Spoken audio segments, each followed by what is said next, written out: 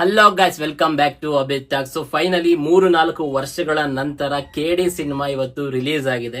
So ನಾನು ಸಿನಿಮಾನ ನೋಡ್ಕೊಂಡ್ ಬಂದೆ. ಹೇಳ್ತೀನಿ ನನಗೆ ಹೇಗೆ ಅನಿಸ್ತು ಸಿನಿಮಾ ಬಗ್ಗೆ, ಏನ್ ಇಷ್ಟ ಆಯ್ತು, ಏನ್ ಕಷ್ಟ ಆಯ್ತು, ಎಲ್ಲದ್ರ ಬಗ್ಗೆ ಈ ರಿವ್ಯೂ ಅಲ್ಲಿ ಮಾತಾಡ್ಕೊಳ್ತೀನಿ. ಸೊ ಚಾನಲ್ಗೆ ಹೊಸಬ್ರಾಗಿದ್ರೆ ಈ ರಿವ್ಯೂ ಅನ್ನ ಕಂಪ್ಲೀಟ್ ಆಗಿ ನೋಡಿ. ರಿವ್ಯೂ ನಿಮಗೆ ಇಷ್ಟ ಆದ್ರೆ ಚಾನಲ್ ಅನ್ನ ಸಬ್ಸ್ಕ್ರೈಬ್ ಮಾಡ್ಕೊಂಡು ಸಪೋರ್ಟ್ ಮಾಡೋದನ್ನ ಮಾತ್ರ ಮರಿಬೇಡಿ ಅಂತ ಹೇಳ್ತಾ ಬನ್ನಿ ವಿಡಿಯೋನ ಶುರು ಮಾಡೋಣ. ಸೊ ರಿವ್ಯೂಗೆ ಹೋಗೋದಕ್ಕಿಂತ ಮುಂಚೆ ನಾನು ಫಸ್ಟ್ ಮಾತಾಡೋದಕ್ಕೆ ಇಷ್ಟಪಡೋದು KVN ಪ್ರೊಡಕ್ಷನ್ ಬಗ್ಗೆ.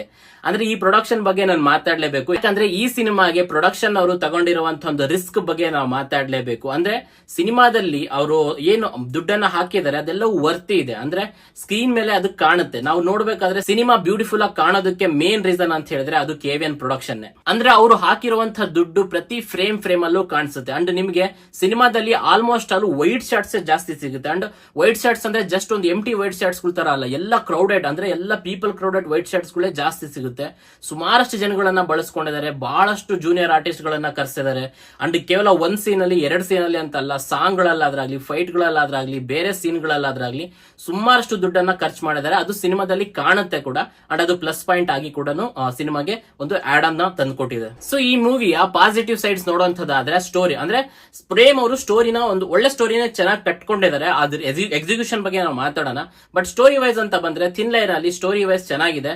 ಸಿನಿಮಾದ ಒನ್ ಲೈನ್ ಸ್ಟೋರಿ ಬಂದ್ಬಿಟ್ಟು ಒಬ್ಬ ಅಮಾಯಕ ಅವನ ಫ್ಯಾಮಿಲಿಗೆ ತೊಂದರೆ ಆಗ್ಬೇಕಾದ್ರೆ ಅವನ್ ಹೇಗೆ ಯಾವ ರೀತಿ ಬದಲಾಗ್ತಾನೆ, ಯಾವ ರೀತಿ ಒಬ್ಬ ರೌಡಿಯಾಗಿ ಟರ್ನ್ ಆಗ್ತಾನೆ ಅನ್ನೋಂಥದ್ದೇ ಆಲ್ಮೋಸ್ಟ್ ಆಲ್ ಸಿನಿಮಾದ ಒನ್ ಲೈನ್ ಕತೆ ಆಗಿರುತ್ತೆ. ಪ್ರೇಮ್ಸ್ ಅವರು ಈ ಸರಿ ಒಂದೊಳ್ಳೆ ಫ್ರೆಶ್ ಕತೆನ ಮಾಡಿದಾರೆ ಅಂತ ಹೇಳ್ಬೋದು. ಬಟ್ ಇಲ್ಲೂ ಕೂಡ ಪ್ರೇಮ್ಸ್ ಅವರ ಎಲ್ಲ ಸಿನಿಮಾಗಳಲ್ಲೂ ಅವರು ಸೆಂಟಿಮೆಂಟ್ ನಂತೂ ತಂದೆ ತರ್ತಾರೆ. ಅದು ತಾಯಿ ಸೆಂಟಿಮೆಂಟ್ ಆದ್ರಾಗ್ಲಿ ತರ್ತಾರೆ, ಅಣ್ಣ ತಮ್ಮಂದಿರ ಸೆಂಟಿಮೆಂಟ್ ಆದ್ರಾಗ್ಲಿ ತರ್ತಾರೆ. ಸೊ ಇಲ್ಲೂ ಕೂಡ ಅಣ್ಣ ತಮ್ಮಂದಿರ ಸೆಂಟಿಮೆಂಟ್ ನ ತಂದಿದ್ದಾರೆ. ಸೊ ಅದು ಯಾರ್ಯಾರ ನಡುವೆ ಇರುವಂತಹ ಸೆಂಟಿಮೆಂಟ್ ಅನ್ನೋದನ್ನ ನೀವು ಸಿನಿಮಾದಲ್ಲಿನೇ ನೋಡಿ ತಿಳ್ಕೋಬೇಕು. ಅಂಡ್ ಸಿನಿಮಾದಲ್ಲಿ ನಿಮ್ಗೆ ಪ್ರೇಮ್ಸ್ ಎಸೆನ್ಸ್ ಕಾಣಿಸ್ತಾ ಇರುತ್ತೆ. ಅಂದ್ರೆ ಅವ್ರ ಡೈರೆಕ್ಷನ್ ಎಸೆನ್ಸ್ ನಿಮಗೆ ಕಾಣಿಸ್ತಾ ಇರುತ್ತೆ. ಅದು ಲಿರಿಕ್ಸ್ ಅಲ್ಲಾದ್ರಾಗ್ಲಿ, ಆಕ್ಷನ್ಸ್ ಅಲ್ಲಾದ್ರಾಗ್ಲಿ, ಸಿನಿಮಾಟೋಗ್ರಫಿನ ಒಂದು ಗೈಡ್ ಮಾಡಿರುವಂತಹ ರೀತಿಯಲ್ಲಾಗ್ಲಿ. ಅಂಡ್ ಅವರ ಒಂದು ಹಳೆ ಪ್ಯಾಟರ್ನ್ ಅಲ್ಲಿ ಕೆಲವು ಸೀನ್ಸ್ ಗಳು ಕಾಣಿಸುತ್ತೆ, ಕೆಲವೊಂದೆಲ್ಲ ನಿಮಗೆ ನೆನಪಿಸುತ್ತೆ. ಅಂದ್ರೆ ಇದು ಪಕ್ಕಾ ಪ್ರೇಮ್ಸ್ ಅವರ ಸಿನಿಮಾನೇ ಅಂತ ಹೇಳಿ ಕೆಲವೊಂದು ಸೀನ್ಗಳು ನಿಮಗೆ ನೆನೆಸುತ್ತೆ, ಕೆಲವೊಂದು ಇಷ್ಟನೂ ಆಗುತ್ತೆ. ಅಂಡ್ ಕೆಲವು ಓಕೆ ಅಂತಾನು ಅನ್ಸುತ್ತೆ. ಅದು ನಾರ್ಮಲ್ ಟಿಪಿಕಲ್ ಪ್ರೇಮ್ ಸ್ಟೈಲ್ ಅಂತಾನು ಅನ್ಸುತ್ತೆ. ಸೊ ಬಟ್ ಓವರ್ ಆಲ್ ನೋಡುವಂತದ್ದಾದ್ರೆ ಈ ಮೂವಿಲಿ ಪ್ರೇಮ್ಸ್ ಅವರ ಒಂದು ಡೈರೆಕ್ಷನ್ ಒಂದು ಬೆಟರ್ ವೇ ಅಲ್ಲಿ ಹೋಗಿದೆ ಅಂತಾನೆ ಹೇಳ್ಬೋದು. ಅಂಡ್ ಸಿನಿಮಾನ ಮೇನ್ ಆಗಿ ಹೊತ್ಕೊಂಡು ಹೋಗಿರುವಂತಹ ಒಬ್ಬ ಆಕ್ಟರ್ ಅಂದ್ರೆ ಅದು ಧ್ರುವ ಸರ್ಜಾ ಅವರು. ಹೌದು, ಸಿನಿಮಾ ಕಂಪ್ಲೀಟ್ ಸ್ಟಾರ್ಟಿಂಗ್ ಇಂದ ಎಂಡಿಂಗ್ ವರ್ಗೂ ಧ್ರುವ ಸರ್ಜಾ ಅವ್ರ ಮೇಲೆನೆ ಸಿನಿಮಾ ಹೋಗ್ತಾ ಇರುತ್ತೆ. ಅಂಡ್ ಧ್ರುವ ಸರ್ಜಾ ಅವರು ಅವರ ಆಕ್ಟಿಂಗ್ ಮೂಲಕ ಅದಕ್ಕೆ ಒಂದು ಜಸ್ಟಿಸ್ ಅನ್ನ ಕೊಟ್ಟಿದ್ದಾರೆ ಅಂತಾನೆ ಹೇಳ್ಬೋದು. ಒಂದು ಕಂಪ್ಲೇಂಟ್ ಇದೆ ಧ್ರುವ ಸರ್ಜಾ ಅವರ ಒಂದು ಆಕ್ಟಿಂಗ್ ಮೇಲೆ. ಸೊ ಅದನ್ನ ನಾನು ಈ ವಿಡಿಯೋದ ಕೊನೆಯಲ್ಲಿ ತಿಳಿಸ್ಕೊಡ್ತೀನಿ ಏನು ಅಂತ ಹೇಳಿ. ಬಟ್ ಅವ್ರಿಗೆ ಕೊಟ್ಟಿರುವಂತಹ ಒಂದು ಪಾತ್ರನ, ಆ ಪಾತ್ರ ಹೇಗೆ ವರ್ತಿಸುತ್ತೆ, ಆ ಪಾತ್ರ ಹೇಗೆ ಅಭಿನಯಿಸುತ್ತೆ, ಅದ್ರ ತಕ್ಕಂಗೆನೆ ಧ್ರುವ ಸರ್ಜಾ ಅವರು ಅದಕ್ಕೊಂದು ಜಸ್ಟಿಸ್ ಅನ್ನ ಕೊಟ್ಟಿದ್ದಾರೆ ಈ ಸಿನಿಮಾದಲ್ಲಿ. ಅಂಡ್ ಸಿನಿಮಾದಲ್ಲಿ ಇರುವಂತಹ ಬೇರೆ ಆಕ್ಟರ್ಸ್ ಕೂಡ ತುಂಬಾ ಒಳ್ಳೆ ಪರ್ಫಾರ್ಮೆನ್ಸ್ ಗಳನ್ನೇ ಕೊಟ್ಟಿದ್ದಾರೆ. ರೇಷ್ಮಾ ಅವರಾದ್ರಾಗ್ಲಿ, ರವಿಚಂದ್ರನ್ ಆಗ್ಲಿ, ರಮೇಶ್ ಅರವಿಂದ್ ಅವರಾದ್ರಾಗ್ಲಿ, ಸಂಜಯ್ ದತ್ ಅವರಾದ್ರಾಗ್ಲಿ, ಅಂಡ್ ಶಿಲ್ಪಾ ಶೆಟ್ಟಿ ಅವರಾಗ್ಲಿ, ಅಂಡ್ ರವಿಶಂಕರ್ ಅವರಾಗ್ಲಿ, ಸುಮಾರಷ್ಟು ಒಂದು ದೊಡ್ಡ ಕ್ಯಾನ್ವಸ್ ಇರುವಂತಹ ಒಂದು ಸಿನಿಮಾ ಇದು. ಸೊ ಆಲ್ಮೋಸ್ಟ್ ಆಲ್ ಎಲ್ಲರೂ ಕೂಡ ಅವರ ಪಾತ್ರಗಳಿಗೆ ಒಂದು ನ್ಯಾಯವನ್ನು ಒದಗಿಸಿದ್ದಾರೆ ಈ ಸಿನಿಮಾದಲ್ಲಿ. ಅಂಡ್ ನಮಗೆಲ್ರಿಗೂ ಗೊತ್ತಿರೋ ಹಾಗೆ ಈ ಸಿನಿಮಾದಲ್ಲಿ ಸುದೀಪ್ ಅವರ ಒಂದು ಕ್ಯಾಮಿಯೋ ಇದೆ ಅನ್ನೋದು ಎಲ್ರಿಗೂ ಗೊತ್ತಿರುವಂತಹ ವಿಷಯ. ಅಂಡ್ ಈ ಸಿನಿಮಾದಲ್ಲಿ ಆ ಕ್ಯಾಮಿಯೋ ಕೂಡ ವರ್ಕ್ ಆಗಿದೆ, ಅದಕ್ಕೆ ಸಿಕ್ಕಂತ ಬಿಲ್ಡಪ್ ವರ್ಕ್ ಆಗಿದೆ. ಅದು ನೆಕ್ಸ್ಟ್ ಒಂದು ಪಾರ್ಟ್ 2ಗೆ ಇರುವಂತಹ ಒಂದು ಲೀಡ್ ಅನ್ನ ಈ ಕ್ಯಾಮಿಯೋ ಮೂಲಕ ಅವರು ತಂದಿದ್ದಾರೆ. ಸೊ ಇದ್ರ ಬಗ್ಗೆನೂ ಮಾತಾಡೋದಿದೆ ನೆಕ್ಸ್ಟ್ ಪಾರ್ಟ್ ಅಲ್ಲಿ, ನಾನು ನಿಮ್ಗೆ ಹೇಳ್ತೀನಿ. ಬಟ್ ಸಿನಿಮಾಗೆ ಸುದೀಪ್ ಅವರ ಎಂಟ್ರಿ ಮಾತ್ರ 100% ಒಂದು ವೇಟೇಜ್ ನ ತುಂಬಿಸಿದೆ ಅಂತಾನೆ ಹೇಳ್ಬೋದು. ಸೊ ಆಕ್ಟರ್ಸ್ ಗಳ ಪರ್ಫಾರ್ಮೆನ್ಸ್ ಗಳು ಈ ಸಿನಿಮಾಗೆ ತುಂಬಾನೇ ವೇಟೇಜ್ ತಂದಿದೆ ಅಂತಾನೆ ಹೇಳ್ಬೋದು. ಅದು ಎಲ್ಲಾ ಆಕ್ಟರ್ಸ್ ಗಳ ಮೂಲಕ ಈ ಸಿನಿಮಾಗೆ ಒಂದು ಒಳ್ಳೆ ವೇಟೇಜ್ ಸಿಕ್ಕಿದೆ. ಅಂಡ್ ಇನ್ನು ಕಥೆಯ ಮೂಲಕ ಅದರ ಎಕ್ಸಿಕ್ಯೂಷನ್ ನೋಡುವಂತದ್ದಾದ್ರೆ ಸಿನಿಮಾದ ಕ್ಲೈಮ್ಯಾಕ್ಸ್ ಪಾರ್ಟ್ ಅಲ್ಲಿ ನಮಗೆ ಒಂದು ಟ್ವಿಸ್ಟ್ ಗಳು ಏನ್ ಸಿಗುತ್ತೆ, ಸೊ ಅದು ಕೂಡ ವರ್ಕ್ ಆಗಿದೆ. ಅದು ಕೂಡ ಪಾರ್ಟ್ 2ಗೆ ಲೀಡ್ ಕೊಡುವಂತಹ ಟ್ವಿಸ್ಟ್ ಗಳನ್ನ ಪ್ರೇಮ್ ಅವರು ಈ ಸಿನಿಮಾದಲ್ಲಿ ಸೆಟ್ ಮಾಡಿದ್ದಾರೆ. ಅದು ಕ್ಲೈಮ್ಯಾಕ್ಸ್ ಟೈಮ್ ಅಲ್ಲಿ ಬರುತ್ತೆ. ಸೊ ಆ ಟ್ವಿಸ್ಟ್ ಗಳು ಏನು ಅನ್ನೋದನ್ನು ಕೂಡ ನೀವು ಸಿನಿಮಾದಲ್ಲಿನೇ ನೋಡಿ ತಿಳ್ಕೋಬೇಕು. ಸೊ ಈಗ ಟೆಕ್ನಿಕಲ್ ಡಿಪಾರ್ಟ್ಮೆಂಟ್ ಬಗ್ಗೆ ಮಾತಾಡುವಂತದ್ದಾದ್ರೆ ಮ್ಯೂಸಿಕ್ ಡೈರೆಕ್ಟರ್ ನಮ್ಮ ಅರ್ಜುನ್ ಜನ್ಯ ಅವರು ಈ ಸಿನಿಮಾಗೆ ಮತ್ತೊಬ್ಬ ಹೀರೋ ಅಂತ ಹೇಳಿದ್ರೆ ತಪ್ಪಾಗಲ್ಲ. ಅದನ್ನ ಪ್ರೇಮ್ಸ್ ಅವರೇನೆ ಇಂಟರ್ವ್ಯೂಗಳಲ್ಲಿ ಹೇಳಿದ್ದಾರೆ. ಅರ್ಜುನ್ ಜನ್ಯ ಇನ್ನೊಬ್ಬ ಹೀರೋ ಈ ಸಿನಿಮಾಗೆ ಅಂತಾನೆ ಹೇಳಿದ್ದಾರೆ. ಯಾಕಂದ್ರೆ ಅವರ BGM ಸ್ಟಾರ್ಟಿಂಗ್ ಇಂದ ಎಂಡಿಂಗ್ ವರ್ಗೂ, ಕತೆ ಶುರುವಾಗೋದ್ರಿಂದ ಹಿಡಿದು ಕೊನೆಯಾಗೋವರೆಗೂ ಅವರ BGM ಈ ಸಿನಿಮಾನ ಒತ್ಕೊಂಡು ಹೋಗಿದೆ. ಅಂದ್ರೆ ಎಲ್ಲಾ ಕ್ಯಾರೆಕ್ಟರ್ಗಳಿಗೂ ಸಮೇತ ಒಳ್ಳೊಳ್ಳೆ BGMs ನ ಸೆಟ್ ಮಾಡಿಕೊಟ್ಟಿದ್ದಾರೆ. ಅಂಡ್ ಸಾಂಗ್ಸ್, ಸೊ ಪ್ರೇಮ್ಸ್ ಅವರ ಸಾಂಗ್ಸ್, ಪ್ರೇಮ್ಸ್ ಅವರ ಸಿನಿಮಾಗಳಲ್ಲಿ ಸಾಂಗ್ಸ್ ಹೇಗಿರುತ್ತೆ ಅನ್ನೋದು ನಮ್ಗೆಲ್ರಿಗೂ ಗೊತ್ತಿರುವಂತಹ ವಿಷಯ. ಸೊ ಈ ಸಿನಿಮಾದಲ್ಲೂ ಕೂಡ ಒಳ್ಳೊಳ್ಳೆ ಸಾಂಗ್ಸ್ ಸಾಂಗ್ಸ್ ಇದಾವೆ, ಅದು ಮುಂಚೆನೆ ರಿಲೀಸ್ ಆಗಿದ್ವು, ಆಲ್ಮೋಸ್ಟ್ ಅಲ್ಲಿ ಎಲ್ಲರೂ ಕೇಳಿರ್ತೀರಾ. ಸೊ ಇದು ಸಿನಿಮಾದಲ್ಲಿ ನೋಡೋದಕ್ಕೂ ಕೂಡ ತುಂಬಾ ಚೆನ್ನಾಗಿ ವಿಜುವಲಿ ತುಂಬಾ ಚೆನ್ನಾಗಿನೇ ಕಟ್ಕೊಟ್ಟಿದ್ದಾರೆ ಸಾಂಗ್ಗಳು. ಈ ಸಿನಿಮಾದಲ್ಲೂ ಕೂಡ ಒಳ್ಳೆ ಸಾಂಗ್ಗಳನ್ನೇ ತರಿಸಿದ್ದಾರೆ ಪ್ರೇಮ್ ಅವರು.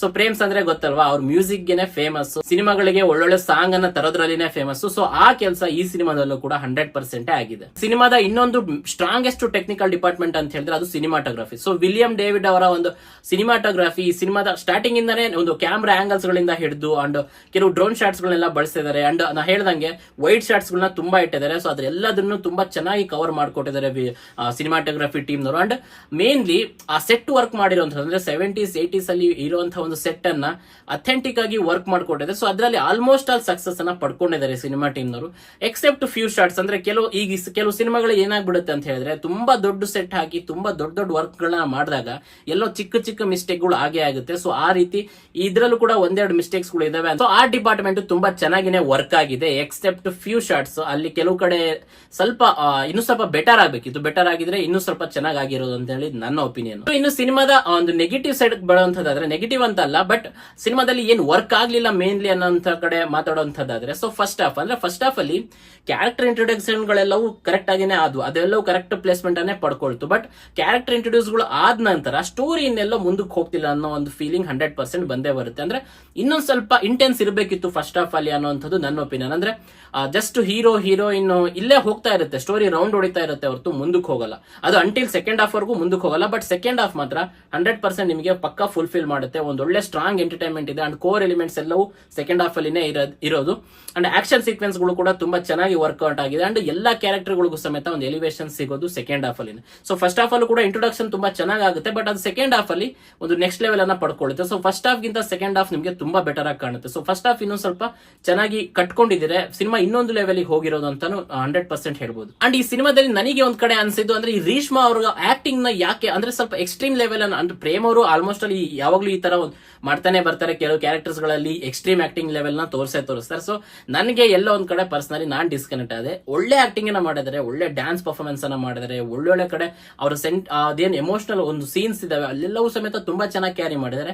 ಬಟ್ ಎಲ್ಲ ಒಂದ್ ಕಡೆ ಟ್ರೈಲರ್ ಅಲ್ಲಿ ತೋರಿಸಿದಂಗೆ ಕೆಲವು ಸೀನ್ಸ್ ಗಳಲ್ಲಿ ಅದು ನನಗೆ ಪರ್ಸನಲಿ ಅಷ್ಟು ಕನೆಕ್ಟ್ ಆಗಲಿಲ್ಲ, ಒಂದ್ ಸ್ವಲ್ಪ ಇರಿಟೇಷನ್ ಫೀಲ್ ನ ತಂದು ಕೊಡ್ತು.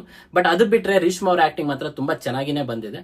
ಸೊ ಅಂಡ್ ಧ್ರುವ ಸರ್ಜಾ ಅವ್ರ ಬಗ್ಗೆನೂ ಮಾತಾಡೋದಾದ್ರೆ ನನ್ನ ಒಂದು ಪರ್ಸನಲ್ ರಿಕ್ವೆಸ್ಟ್ ಏನಂತ ಹೇಳಿದ್ರೆ, ಧ್ರುವ ಸರ್ಜಾ ಅವರು ಯಾವಾಗಾದ್ರೂ ಒಂದ್ಸರಿ ಒಂದು ಕಾಮ್ ಆಕ್ಟಿಂಗ್ ನ ಯಾವಾಗ ಮಾಡ್ತಾರೋ ಅಥವಾ ಒಂದು ಸೆಟಲ್ಡ್ ಆಕ್ಟಿಂಗ್ ನ ಯಾವಾಗ ಮಾಡ್ತಾರೋ, ಒಂದು ಸ್ಟ್ಯಾಂಡರ್ಡ್ ಸೆಟ್ ಆಫ್ ಆಕ್ಟಿಂಗ್ ನ ಯಾವಾಗ ಮಾಡ್ತಾರೋ ಅಂತ ನಂಗೆ ಗೊತ್ತಾಗ್ತಿಲ್ಲ. ಅಂದ್ರೆ ಎಲ್ಲ ಪೊಗುರು ಮಾರ್ಟಿನ್ ಇದನ್ನೆಲ್ಲ ನೋಡಿ ಅಂಡ್ ಆಲ್ಮೋಸ್ಟ್ ಕೇಡಿಲು ಸಮೇತ ಅವ್ರದ್ದೇನು ಕಾಮ್ ಆಕ್ಟಿಂಗ್ ಇಲ್ಲ, ಸೆಟಲ್ಡ್ ಆಕ್ಟಿಂಗ್ ಇಲ್ಲ, ಅದೇನೆ ಕ್ಯಾರಿ ಆಗಿದೆ. ಸೊ ನನ್ನ ಒಂದು ರಿಕ್ವೆಸ್ಟ್ ಏನಂತ ಹೇಳಿದ್ರೆ, ಒಂದು ಸಿನಿಮಾದಲ್ಲಿ ಅವರು ಒಂದು ಕಾಮ್ ಆಕ್ಟಿಂಗ್ ನ ಒಂದು ಮಾಡಬೇಕು, ಒಂದು ಸೆಟಲ್ಡ್ ಆಕ್ಟಿಂಗ್ ನ ಮಾಡಿ ಒಂದು ಆಕ್ಟರ್ ಆಕ್ಟಿಂಗ್ ನ ಮಾಡಬೇಕು ಅನ್ನೋಂಥದ್ದು ನನ್ನ ಒಂದು ರಿಕ್ವೆಸ್ಟ್.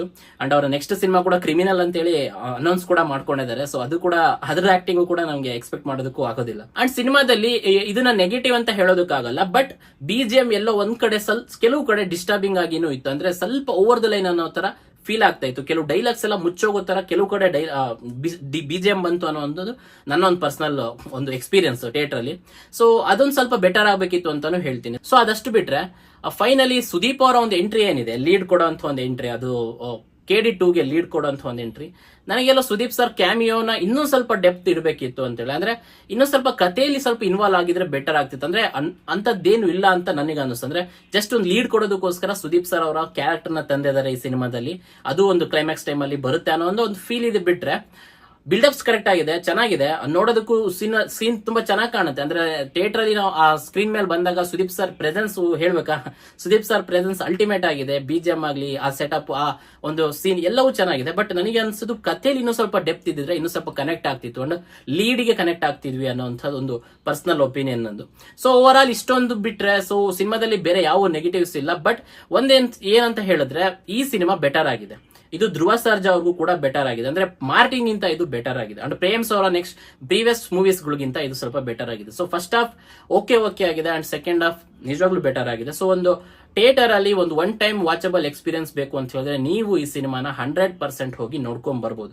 ಕೆಲವೊಂದೆಲ್ಲ ಸ್ವಲ್ಪ ಡಿಸ್ಕನೆಕ್ಷನ್ ಇರುತ್ತೆ, ಸೊ ಅದೆಲ್ಲವನ್ನೂ ಮೀರಿದ ಒಂದು ಎಂಟರ್ಟೈನ್ಮೆಂಟ್ ಕೂಡ ಈ ಸಿನಿಮಾದಲ್ಲಿ ನಿಮಗೆ ಸಿಗುತ್ತೆ. ಸೊ ನೀವೇನಾದ್ರೂ ಒಂದು ಒಳ್ಳೆ ಬೆಸ್ಟ್ ಒನ್ ಟೈಮ್ ಮೂವಿನ ನೋಡ್ಬೇಕು ಅಂತ ಹೇಳಿದ್ರೆ ನೀವು ಕೆಡಿ ಸಿನಿಮಾನ ಥಿಯೇಟರ್ ಅಲ್ಲಿ ಹೋಗಿ ಎಂಜಾಯ್ ಮಾಡಬಹುದು. ಸೊ ಇದಾಗಿತ್ತು ಇವತ್ತಿನ ಒಂದು ಕೆಡಿ ಸಿನಿಮಾದ ರಿವ್ಯೂ. ಸೊ ರಿವ್ಯೂ ಇಷ್ಟ ಆಗಿದ್ರೆ ಒಂದು ಲೈಕ್ ಅನ್ನ ಮಾಡಿ. ಸೊ ಸಿನಿಮಾನ ನೀವು ಆಲ್ರೆಡಿ ನೋಡಿದ್ರೆ ನಿಮಗೆ ಸಿನಿಮಾ ಬಗ್ಗೆ ಏನ್ ಅನಿಸ್ತು ಅನ್ನೋದನ್ನ ಕಮೆಂಟ್ ಮೂಲಕ ತಿಳಿಸಿ. ಸೊ ನನ್ನ ರಿವ್ಯೂ ಇಷ್ಟ ಆಗಿದ್ರೆ ಚಾನಲ್ ಅನ್ನ ಸಬ್ಸ್ಕ್ರೈಬ್ ಮಾಡಿಕೊಂಡು ಸಪೋರ್ಟ್ ಮಾಡೋದನ್ನ ಮಾತ್ರ ಮರಿಬೇಡಿ ಅಂತ ಹೇಳ್ತಾ ಥ್ಯಾಂಕ್ ಯು.